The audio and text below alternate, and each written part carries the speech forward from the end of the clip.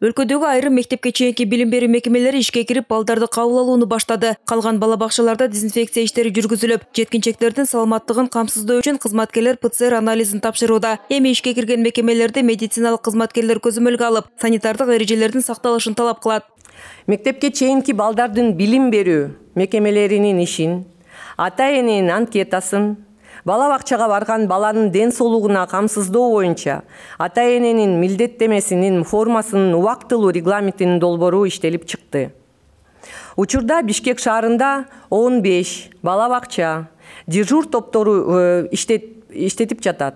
4-июнда бүтүрүүчүлөр 5 предмет боюнча мамлекеттик экзаменди онлайн түрүндө тапшырууну баштады. Мамлекеттик аттестация өткөрүү боюнча убактылуу жобого ылайык ар бир предметтер боюнча мектептерде комиссия түзүлгөн. Алар бүтүрүүчүнүн окуу жылындагы жетишкендиктерине карап жыйынтыктоочу бааны коет. Алтын тамга программасына 1345 ашык бүтүрүүчүлөр азыркы убакытта өз каалоосу менен катышышат.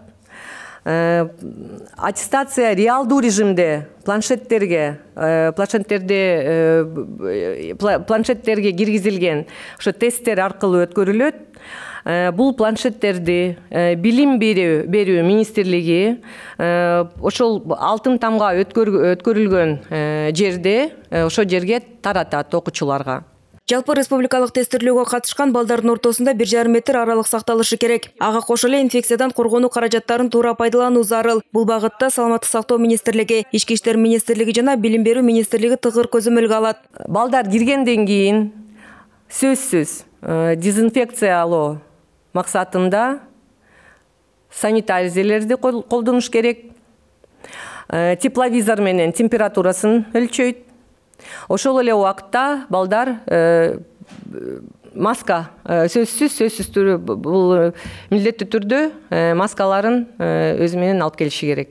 2020-2021 окуу жылына карата жогорку жана кесиптик билим берүү мекемелерде кабыл алуу электрондук жана кагаз түрүндө жүргүзүлөт. Мында абитуриенттер ЖРТ сертификатынын талоонун арызын онлайн тапшырууга болот. Ал эми окуу жайларда кабыл алуунун автоматташтырылган маалыматтык системасы иштелип чыккан. Алмаш Параталиева, Талас Аманбеков, 5 канал.